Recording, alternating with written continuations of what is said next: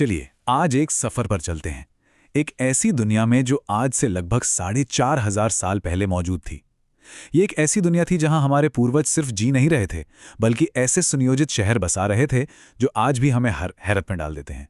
तो आज हम उसी अद्भुत सिंधु घाटी सभ्यता की कहानी के पहले हिस्से को समझेंगे। तो मन में ये सवाल तो आता ही है कि भाई जब दुनिया के ज़्यादातर हिस्सों में लोग अभी भी कबीलों में ही रह रहे थे, तब वो कौन लोग थे जो यहाँ भारत की धरती पर ग्रिड सिस्टम वाले शहर बना रहे थे, पक्की ईंटों से घर बना रहे थे और आज के ज़माने जैसी ड्रेनेज व्यवस्था बना रहे थे। जी हाँ, ये कोई और नहीं बल्कि सिंधु घाटी सभ्यता के लोग थे। एक ऐसी सभ्यता जो अपने समय से कहीं कहीं आगे थी। हर महान कहानी की एक शुरुआत होती है, और सिंधु घाटी सभ्यता की कहानी की शुरुआत किसी किताब या ग्रंथ से नहीं, बल्कि जमीन के नीचे दबे हुए टीलों से हुई। आइए उस बड़ी ही रोमांचक खोज की कहानी जानते हैं, जिसने भारत के इतिहास को देखने का हमारा नजरिया ही बदल दिया। तो ये कहानी शुरू होती है साल 1826 में। एक अंग्रेज यात्री थे, चार्ल्स मैसन। उनकी नज़र हड़प्पा के कुछ रहस्यमयी टीलों पर पड़ी। उन्हें पहली नज़र में लगा कि शायद ये कोई पुराना किला होगा। वो इस बात से बिल्कुल अनजान थे कि वो एक खोई हुई दुनिया के दरवाजे पर दस्तक दे रहे हैं। उस समय तो किसी ने कल्पना भी नहीं की थी कि इन मामूली टीलों के नीचे एक पूरी की पूरी सभ्यता दफन हो सकती है। असली कहानी तो लगभग 100 साल बाद 20वीं सदी में जाकर शुरू हुई। यहाँ पर 3 नाम और 3 साल बहुत अहम है। साल 1921 में दयाराम साहनी ने हड़प्पा में व्यवस्थित खुदाई का काम शुरू किया। ठीक अगले साल 1922 में राखालदास बनर्जी ने मोहनजोदड़ो की खोज की, और फिर आखिरकार 1924 में सर जॉन मार्शल ने पूरी दुनिया के सामने एक चौंकाने वाला ऐलान किया। भारत में एक नई, प्राचीन और बेहद उन्नत सभ्यता खोज ली गई है। अब देखिए, एक पूरी सभ्यता तो मिल गई, लेकिन सबसे बड़ा सवाल ये था कि ये लोग थे कौन और कब थे। मतलब ये सभ्यता आखिर कितनी पुरानी थी। इतिहासकारों के लिए ये एक बहुत बड़ी पहेली थी, जिसे सुलझाना इतना आसान नहीं था। इतिहासकारों ने इस सभ्यता को आद्य ऐतिहासिक काल या प्रोटो हिस्टोरिक पीरियड में रखा है। अब ये एक बड़ा दिलचस्प शब्द है। इसका मतलब होता है एक ऐसा जमाना जहां के लोगों ने लिखना तो सीख लिया था, लेकिन उनकी लिखावट को हम आज तक समझ नहीं पाए हैं। सोचिए, उन्होंने हमारे लिए संदेश तो छोड़े, पर हम उन्हें आज तक पढ़ ही नहीं पाए। सिंधु घाटी की मोहरों पर जो रहस्यमयी लिपि मिली है, वो इसका सबसे बड़ा उदाहरण है। फिर विज्ञान ने इस पहेली को सुलझाने में हमारी मदद की। कार्बन 14 डेटिंग जैसी आधुनिक तकनीकों से हमें एक ठोस जवाब मिला। आज ज्यादातर विशेषज्ञ ये मानते हैं कि इस सभ्यता का सबसे विकसित दौर 2400 ईसा पूर्व से 1700 ईसा पूर्व के बीच का था। यानी आज से लगभग 4000 साल से भी ज्यादा पहले ये सभ्यता अपने शिखर पर थी। ये तारीख बहुत महत्वपूर्ण है। अब जरा इसके फैलाव का अंदाजा लगाइए। ये कोई छोटा मोटा राज्य या इलाका नहीं था। सिंधु घाटी सभ्यता का जो पूरा क्षेत्र था, वो उस समय की मिस्र और मेसोपोटामिया दोनों सभ्यताओं को मिला दें तो भी उनसे बड़ा था। अगर हम नक्शे पर देखें तो इसका आकार एक विशाल त्रिभुज जैसा दिखता है, जो आज के भारत, पाकिस्तान और अफगानिस्तान के हिस्सों में फैला हुआ था। चलिए इस विशाल साम्राज्य के चारों कोनों को एक एक करके देखते हैं। उत्तर में ये सभ्यता जम्मू के मांडा तक फैली थी। दक्षिण में इसके निशान महाराष्ट्र के दाइमाबाद में मिलते हैं। पूर्व की बात करें तो ये उत्तर प्रदेश के आलमगीरपुर तक पहुंच गई थी, और पश्चिम में इसकी सीमा थी पाकिस्तान के बलूचिस्तान में सुतका-गेंडोर तक। कितना विशाल क्षेत्र रहा होगा, है ना? इस विशाल साम्राज्य में एक से बढ़कर एक शानदार शहर बसे हुए थे। हर शहर की अपनी एक अलग कहानी है, और हर शहर को खोजने वाले की अपनी एक मेहनत। तो आइए कुछ सबसे महत्वपूर्ण शहरों और उन्हें दुनिया के सामने लाने वाले खोजकर्ताओं के बारे में जानते हैं। ये जो तालिका है, ये इस सभ्यता के कुछ सबसे जरूरी मोतियों को एक धागे में पिरोती है। देखिए, सबसे पहले हड़प्पा, जो रावी नदी के तट पर है, जिसे दयाराम साहनी ने खोजा। फिर है मोहनजोदाड़ो, सिंधु नदी के किनारे, जिसे राखालदास बनर्जी दुनिया के सामने लाए। और अगर भारत में देखें तो राजस्थान का कालीबंगा, जो घग्गर नदी के पास था, और गुजरात का मशहूर बंदरगाह शहर लोथल, जो भोगवा नदी के किनारे बसा था। ये नाम, इनकी नदियां और खोजकर्ता, ये सब बहुत जरूरी हैं। अब बात करते हैं उस चीज की जो सिंधु घाटी सभ्यता को सबसे ज्यादा खास बनाती है, और वो है उनकी अविश्वसनीय शहर बनाने की कला। ये सिर्फ शहर नहीं थे, ये उस जमाने के इंजीनियरिंग के चमत्कार थे जो आज भी बड़े बड़े आर्किटेक्ट्स को सोचने पर मजबूर कर देते हैं। जरा सोचकर देखिए एक ऐसे शहर के बारे में जिसे किसी ने स्केल और पेंसिल से डिजाइन किया हो। सड़कें बिल्कुल सीधी, एक दूसरे को 90 डिग्री के समकोण पर काटती हुई। ऐसा लगता था मानो कोई विशाल शतरंज का बोर्ड बिछाओ। और एक और दिलचस्प बात यह थी कि ज्यादातर घरों के दरवाजे मुख्य सड़क पर नहीं बल्कि पीछे की शांत गलियों में खुलते थे। यह दिखाता है कि उनके लिए सिर्फ व्यवस्था ही नहीं बल्कि प्राइवेसी भी कितनी जरूरी थी। मोहनजोदड़ो के बिल्कुल बीचों बीच हमें मिलता है ये विशाल स्नानागार या द ग्रेट बाथ।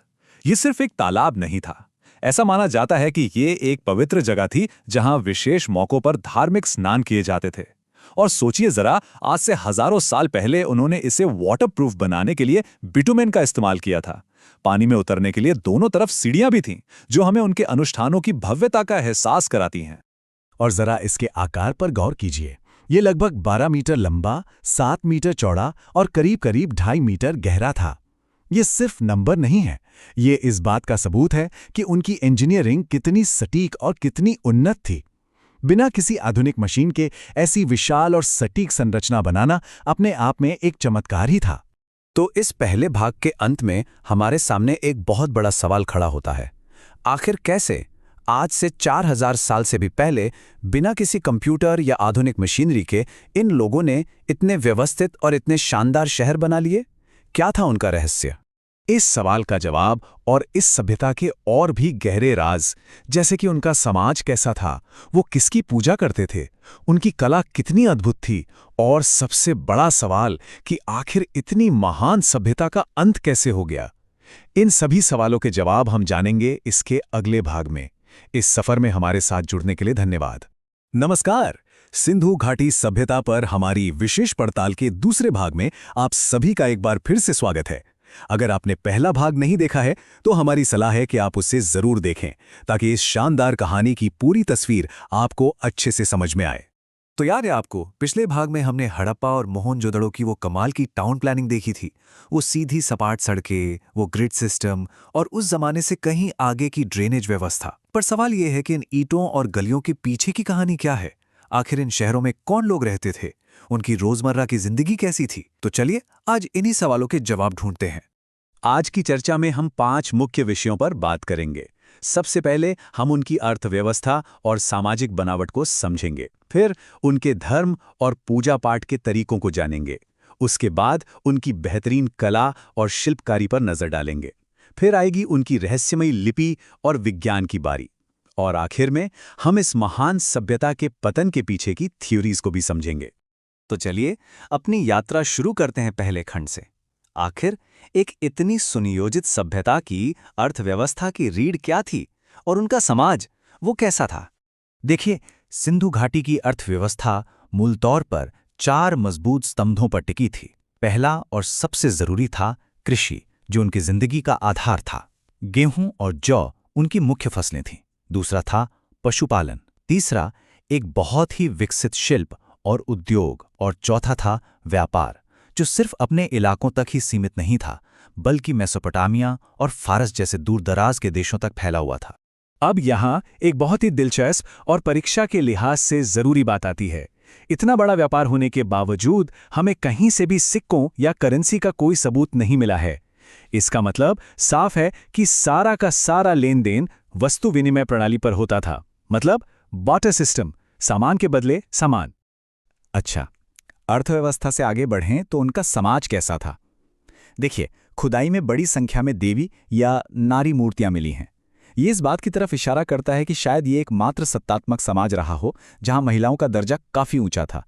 और एक और हैरान करने वाली बात, बड़े मारक हथियारों का ना मिलना। इससे लगता है कि वो लोग युद्ध से ज्यादा व्यापार और शांति को तवज्जो देते थे। जीवन के बाद की बात करें तो सिंधु सभ्यता में अंतिम संस्कार के कई तरीके प्रचलित थे। जो सबूत मिले हैं उनसे पता चलता है कि वो मृतकों को पूरी तरह दफनाते भी थे, उनका दाह संस्कार भी करते थे, और कहीं कहीं आंशिक समाधिकरण के भी प्रमाण मिले हैं। और हाँ, लोथल और कालीबंगा जैसी जगहों पर युग्म समाधियां भी मिली हैं, यानी जोड़ों को एक साथ दफनाया जाना, जो उनके रीति रिवाजों पर एक और रहस्य की परत डालता है। चलिए अब रुख करते हैं सिंधु निवासियों के आध्यात्मिक जीवन की तरफ। वे किसकी पूजा करते थे? उनके विश्वास का केंद्र क्या था? ये जो मुहर आप देख रहे हैं, ये सिंधु घाटी की सबसे मशहूर कलाकृतियों में से एक है। पशुपति की मुहर, जो मोहनजोदड़ो से मिली थी। जरा ध्यान से देखिए। बीच में एक योगी की मुद्रा में 3 मुंह वाले देवता बैठे हैं और उनके चारों तरफ हाथी, गेंडा, बाघ और भैंसा जैसे जानवर हैं। बहुत से इतिहासकार इसे भगवान शिव का शुरुआती रूप यानी प्रोटो शिवा मानते हैं। पशुपति के अलावा मातृ देवी की पूजा का भी बहुत चलन था, जो शायद उर्वरता की देवी रही होंगी। ये लोग प्रकृति के भी बहुत करीब थे। पीपल जैसे पेड़ों की पूजा होती थी। कुबड़ वाला सांड भी पूजनीय था। और तो और लोथल और कालीबंगा में अग्नि कुंडों के मिलने से ये भी साफ होता है कि अग्नि की भी पूजा की जाती थी। और हाँ, एक और जरूरी तथ्य याद रखने वाला है। आज जो स्वस्तिक का चिन्ह इतना प्रचलित है, ये भी बहुत संभव है कि हड़प्पा सभ्यता की ही देन हो। माना जाता है कि ये चिन्ह सूर्य की उपासना का प्रतीक था।